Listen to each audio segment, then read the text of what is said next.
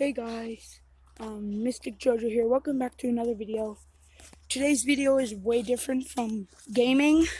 So, today's video I'll be teaching you how to use brakes on your ice skates. So, basically what you do is this.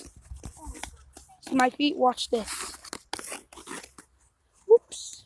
Kind of hard to ice skate over here because snow on it, but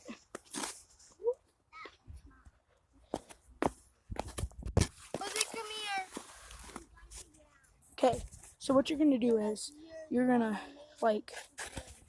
if I almost slip, I'm gonna do this. I'm gonna twist my feet like this. So just put your feet like this, and then if you're turning sideways, then you have to do this, like for brakes. And ice skates. Yeah, that's my cousin. Say hi. And it's my sister. It's my grandmother. And say hi.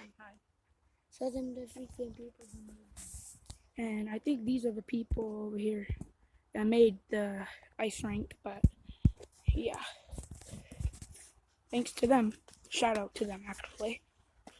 It looks like it's another one. So Yeah. So let's do a replay. Do this. Whoops.